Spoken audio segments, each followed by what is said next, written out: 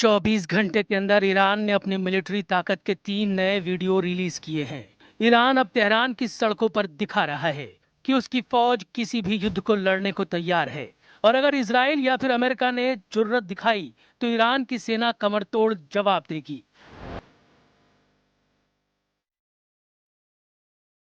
यह है ईरान की बसीज फोर्स। इस फोर्स में फौजी नहीं, आम लोगों में से भर्ती की जाती है और इस वक्त बसीज फोर्स को एक्टिव करने का मतलब है कि ईरान एक बड़े युद्ध की तैयारी में लग चुका है। बसीज का नया वीडियो ऐसे वक्त सामने आया है जब ईरान की हर ताकत, उसका हर हिस्सा इसराइल और अमेरिका के खिलाफ वॉर मोड में जा चुका है। 24 घंटे के अंदर ईरान के 3 कमांडरों ने अमेरिका और इसराइल को बहुत बड़ी धमकी दे दी है। ईरान में ऑपरेशन रूम के नए commander major general Ali Abdullahi ने डराने वाला बयान दिया है। उन्होंने कहा है कि ईरान से लड़कर इसराइल को बहुत बड़ा झटका लगा है। ईरान में ब्रिगेडियर जनरल अली जहान शाही ने कहा है कि इसराइल की सेना पूरी तरह फेल साबित हुई है। ईरान की मिसाइल पावर पूरी तरह से सुरक्षित है और लॉन्च होने को तैयार है। ईरान में army chief major general Amir हत्तामी ने कहा है कि फारस की खाड़ी में ईरान की मर्जी के बगैर कोई हरकत मुमकिन नहीं और खाड़ी से बाहरी देशों की सेनाओं को हटना पड़ेगा। ये तीनों कमांडर बता रहे हैं कि ईरान इस वक्त युद्ध के लिए पूरी तरह तैयार है। ईरान ने अपने सबसे बड़े दुश्मन यानी इजराइल और अमेरिका को डराने के लिए अपने 3 बड़े कमांडरों को उतार दिया है। ये तीनों कमांडर दावा कर रहे हैं कि अगला युद्ध हुआ तो अमेरिका और इजराइल बहुत ज्यादा पछताएंगे। हारमुज वाले समुद्री गलियारे में ईरान ने अपनी मिलिट्री ताकत दिखाने के लिए 2 जंगी जहाज उतार दिए हैं।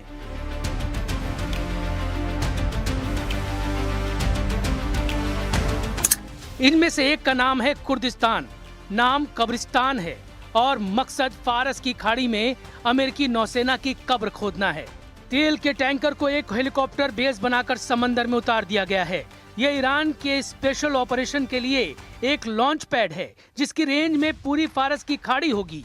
इस जहाज को गौर से देखिए, यहाँ हेलीकॉप्टर के लिए हेलीपैड भी है।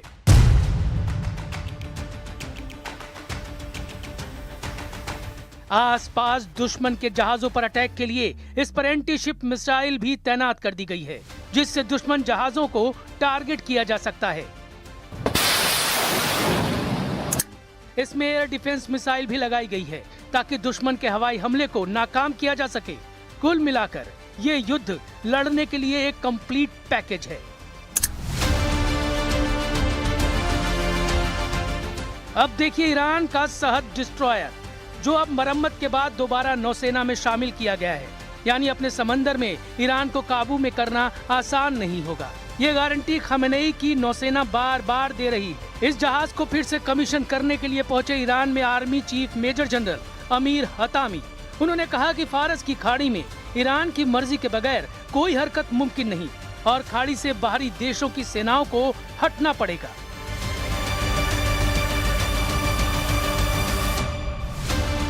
इजराइल और अमेरिका से लगातार धमकियों के बीच पश्चिम एशिया में एक और युद्ध का खतरा लगातार बना हुआ है। ईरान पर कब किस वक्त अगला हमला होगा ये बात सिर्फ और सिर्फ नेतन्याहू या फिर डोनाल्ड ट्रंप जानते हैं। 13 जून को ईरान पर हुए हमले को ट्रंप ने पहले सिर्फ इजराइल की हरकत बताया था, लेकिन बाद में उन्होंने कबूला कि ईरान पर लॉन्च किया गया अटैक मिशन इजराइल का एक्शन था, लेकिन इस एक्शन के इंचार्ज वो खुद थे। ऐसे में ट्रंप और नेतन्याहू दोनों पर भरोसा करना ईरान के लिए बहुत मुश्किल है।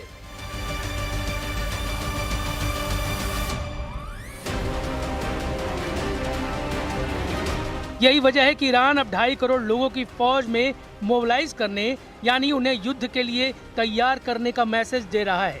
अगर इस बार ईरान और अमेरिका या फिर इजराइल के बीच जंग हुई तो समझ लीजिए कि गाजा और लेबनान के साथ यूक्रेन का युद्ध भी छोटा और मामूली नजर आएगा। क्योंकि अगर ईरान इस ताकत के साथ लड़ा तो या फिर ईरान बचेगा या फिर उसके दुश्मन।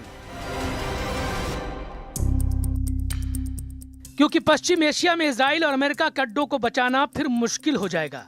ईरान इसका ट्रेलर जून में हुए युद्ध में दिखा चुका है, जब ईरान ने इजराइल पर 550 से ज्यादा मिसाइलें लॉन्च की थी और फिर हाइफा और तेल अवीव के अलावा इजराइल के मिलिट्री बेस भी ईरान का टारगेट बने हुए थे।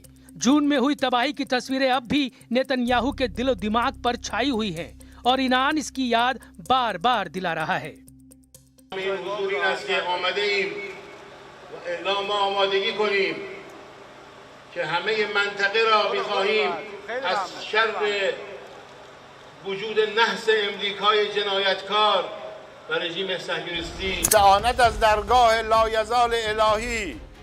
ईरान में बसीज फोर्स को एक्टिव करके बता दिया गया है कि वो न सिर्फ समंदर और आसमान से अटैक करने के लिए तैयार है, बल्कि जमीन पर भी उसके लड़ाके लैस किए जा चुके हैं। ईरान अपनी मिलिट्री पावर के वीडियो लगातार दिखा रहा है।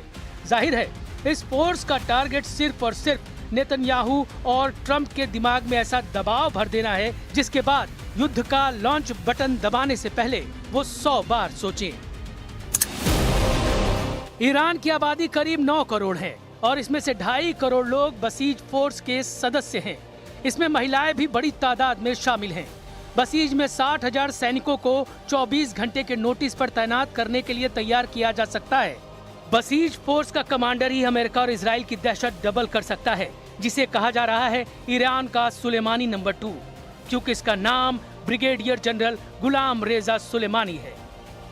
बसीज फोर्स खाड़ी देशों में अमेरिका के एक छत्र राज और नेतन्याहू के ग्रेटर इजराइल वाले प्रोजेक्ट के लिए बड़ा खतरा मानी जाती है।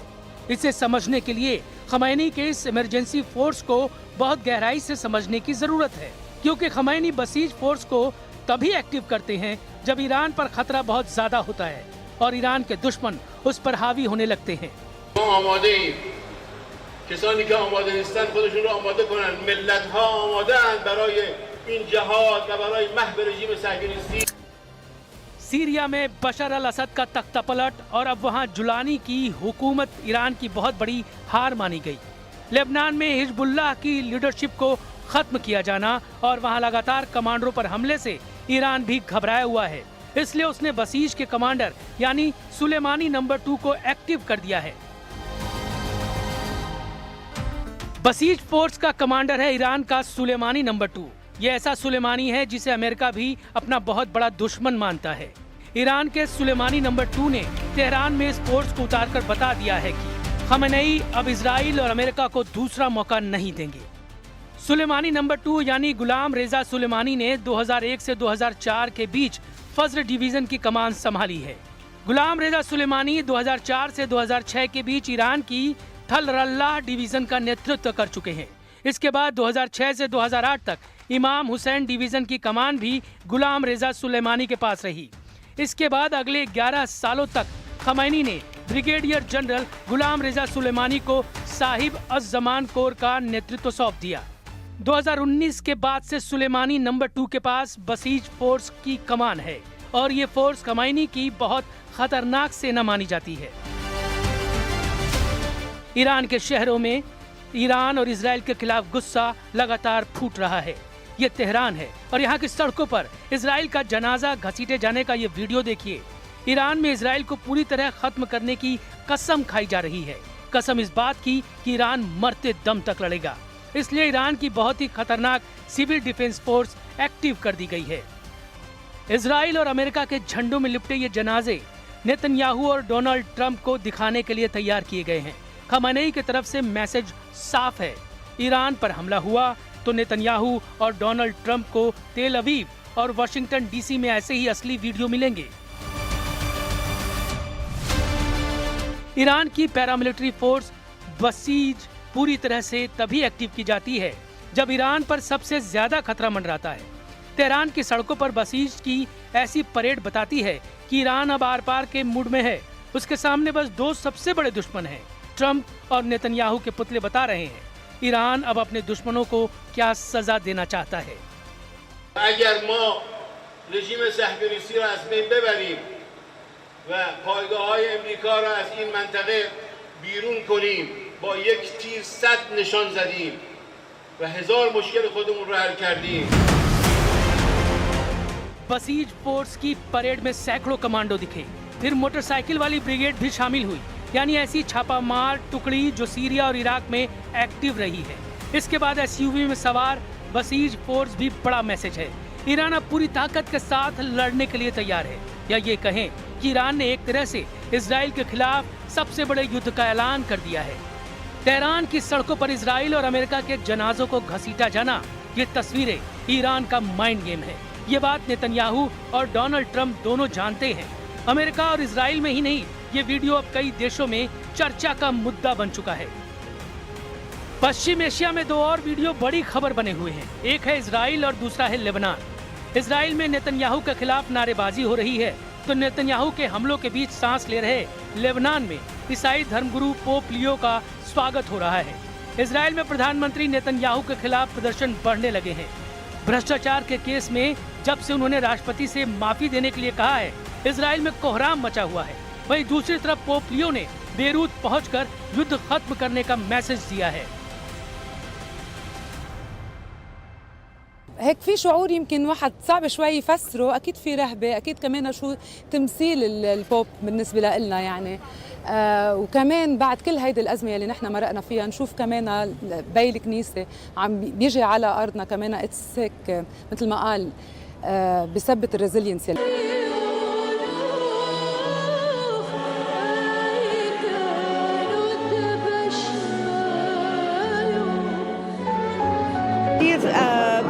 ممنونة ومشكورة للبوب إنه إجا على لبنان وأعطانا دعم للمسيحية بالمنطقة كلها وللبنانية وللبنان الجرحت كتير.